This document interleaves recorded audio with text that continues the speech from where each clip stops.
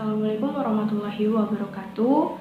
Izinkan saya untuk memperkenalkan diri terlebih dahulu. Jadi, nama saya Yolanda Nur Hidayah dari kelas 1A dengan nomor NPM 094122111001 dari program studi farmasi Fakultas Kedokteran Universitas Hairun Ternate angkatan 2022. Di sini saya akan sedikit memaparkan materi dari PowerPoint yang telah saya buat mengenai jendela terapi atau therapeutic window. Proses perjalanan obat di dalam tubuh, fase farmakokinetik. Proses perjalanan obat dalam tubuh melingkupi ATME, absorpsi, distribusi, metabolis, dan ekskresi. Proses ini dimulai ketika obat sudah masuk ke dalam tubuh. Absorpsi adalah proses penghantaran obat dari tempat absorpsi ke peredaran darah melewati membran penghalang tubuh. Obat, kecuali obat topikal yang digunakan dengan cara mengoleskan di permukaan tubuh, harus melalui proses absorpsi agar dapat didistribusikan ke tempat aksinya. Jadi misalnya, obat untuk sakit gigi itu untuk sakit gigi. Kemudian obat untuk sakit kepala itu untuk sakit kepala. Obat dapat diabsorpsi ketika dari tempatnya masuk ke dalam peredaran darah dengan cara menembus penghalang tubuh atau yang disebut dengan barir. Kemudian fase kedua adalah distribusi, merupakan proses penghantaran obat dari peredaran darah ke jaringan yang dipengaruhi oleh keberadaan protein atau albumin dalam darah. Proses metabolisme obat mengubah struktur obat menjadi umumnya kurang aktif secara farmakologis, mengubah struktur obat menjadi lebih larut air sehingga lebih mudah diekskresikan. Ekskresi adalah proses di mana obat ditransfer dari lingkungan internal ke lingkungan eksternal. Kemudian pada fase farmakokinetika ini dapat diperhatikan gambar di samping seperti yang dipaparkan tadi, bahwa absorpsi ini adalah di mana obat yang ketika dikonsumsi dia akan masuk ke dalam tubuh dan akan masuk ke dalam peredaran darah. Setelah obat berada di fase absorpsi, kemudian ia akan masuk ke fase distribusi. Jadi dari absorpsi ini, dari peredaran darah, dia akan ke distribusi.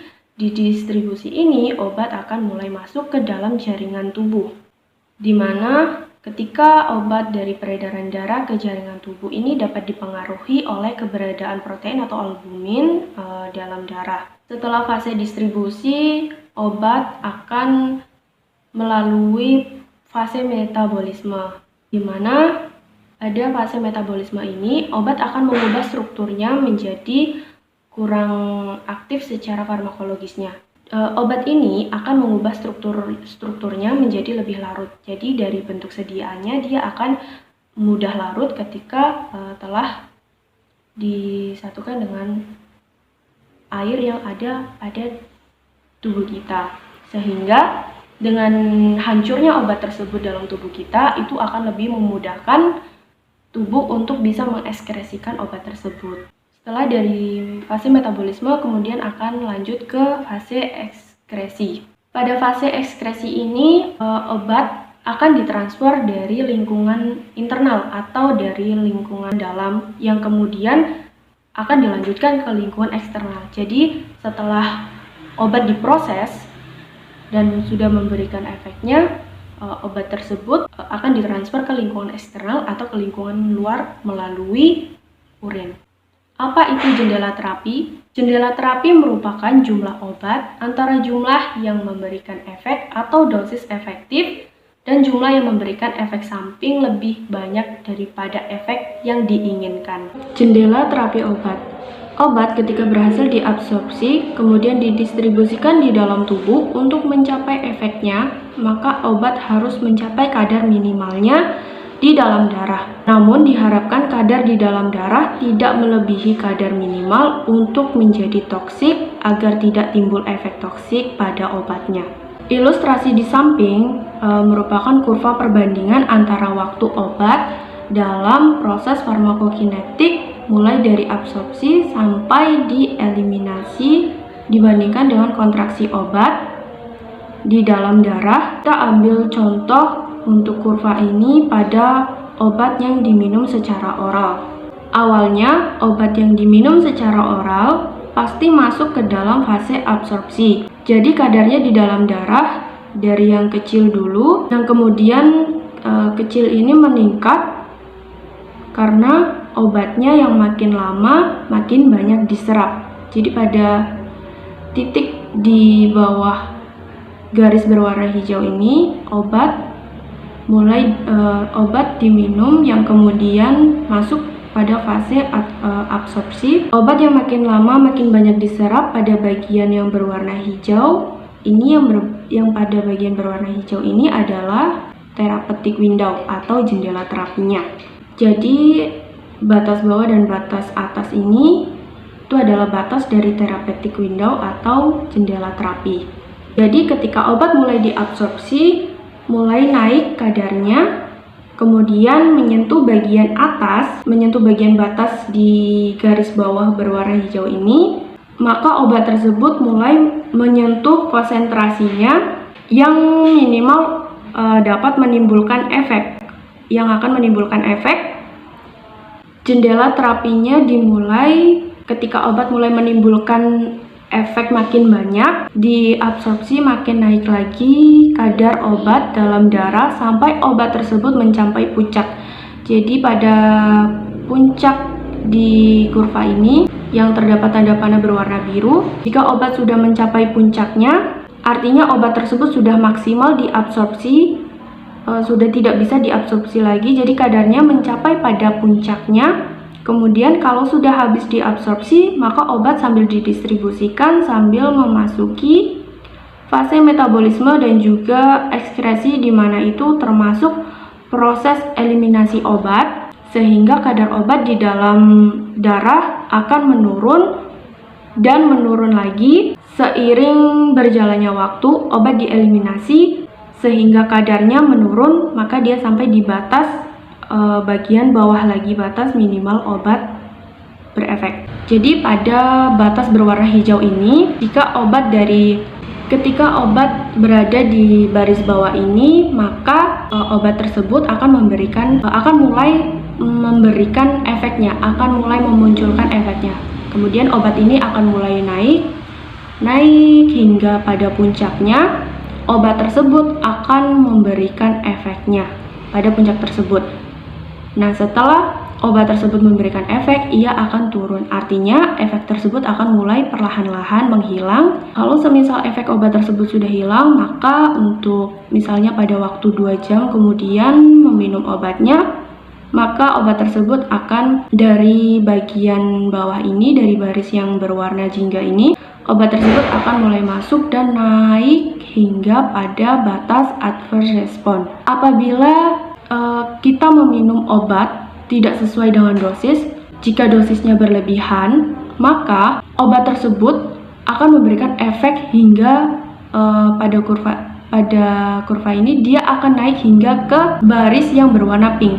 Jika sudah melewati therapeutic window ini, maka obat tersebut sudah masuk dalam efek toksik, di mana efeknya ini sudah sangat tidak baik bagi tubuh. Itu jika kita meminum obat dalam dosis yang berlebihan. Tetapi jika kita meminum obat dalam dosis yang sedikit, maka obat tersebut hanya sampai pada subterapeutik, tidak bisa naik, tidak bisa berefek pada batas therapeutic window. Obat tersebut tidak akan berefek dan hanya sebatas subterapeutik ini saja. Bagaimana obat memiliki efek kepada tubuh pada fase farmakodinamika? Farmakodinamika melingkupi ikatan obat dengan reseptor, di mana obat dapat berefek jika berikatan dengan reseptornya. Hal ini dapat dianalogikan seperti gembok dan kunci, yaitu obat sebagai kuncinya dan reseptor sebagai gemboknya. Jika obat tidak sesuai atau tidak cocok dengan reseptornya, maka reseptor yang sebagai gemboknya itu tidak akan bisa berikatan atau tidak akan bisa terbuka. Seperti pada gambar di bawah ini, konsep agonis dan antagonis obat. Jadi di sini pada gambarnya dibagi menjadi 3 bagian, yaitu yang pertama adalah konsep sebelum diberi obat. Di sini terdapat reseptor yang berwarna biru dan juga terdapat zat alami atau natural subkutan. Misalnya tubuh bermasalah dengan BAB. Nah, di sini zat alaminya dia bisa berikatan dengan reseptor. Akan tetapi walaupun dia bisa berikatan dengan reseptornya, tubuh masih memerlukan obat karena tubuh tidak bisa mengeluarkan tinjanya. Karena untuk mengeluarkan tinja tersebut, zat alami ini tidak cukup jika hanya menggunakan natural subkutan saja. Sehingga kita membutuhkan obat BAB untuk memperlancar BAB. Nah, kemudian pada konsep agonis drug atau obat agonis ini, di sini terdapat reseptor, kemudian terdapat obat BAB, di mana obat BAB ini berwarna kuning dan natural subkutannya berwarna abu-abu. Di sini bentuk obat dengan zat alami dalam tubuh kita itu berbeda. Tetapi dalam obat ini bentuk bagian bawahnya dia sama seperti zat alami. Dia sama berbentuk segitiga.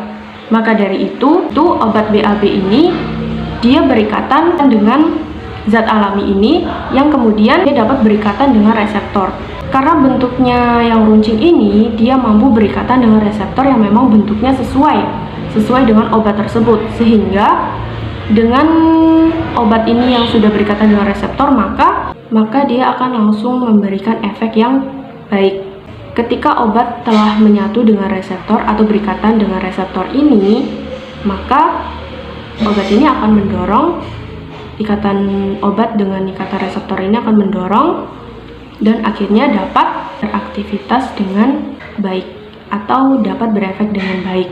Kemudian di sebelah kanan ini yang paling ujung ini ada antagonis drug, di mana kita misalkan ini obat sebagai obat lambung, Nah, di sini bentuk obatnya ini tidak sama dengan zat alami yang terdapat pada tubuh. Untuk itu, zat alami pada tubuh ini tetap mengikat obatnya. Sehingga obat yang terikat ini dia pun harus mengikat reseptornya. Dia berikatan dengan reseptornya. Akan tetapi ketika berikatan dengan reseptornya, bentuk dari obatnya ini tidak sesuai dengan bentuk reseptornya. Obat ini di bagian bawahnya bentuknya cembung, sedangkan pada reseptornya dia berbentuk segitiga. Maka dia tidak sesuai atau tidak pas. Kalau dalam analoginya, kuncinya kurang pas sehingga tidak dapat membuka reseptornya. Sehingga obat ini dia dapat memberikan efek, tetapi dia juga bisa memblok efeknya yang nantinya akan disalurkan, yang nantinya akan diikatkan dengan reseptor ini, sehingga tidak dapat memberikan efek yang baik. Itulah tadi pemaparan singkat dari materi yang saya buat, yaitu jendela terapi. Mohon maaf jika dalam penjelasannya terdapat kata yang salah atau penjelasan yang memang kurang tepat. Saya akhiri, wabillahi taufiq wal hidayah. Wassalamualaikum warahmatullahi wabarakatuh.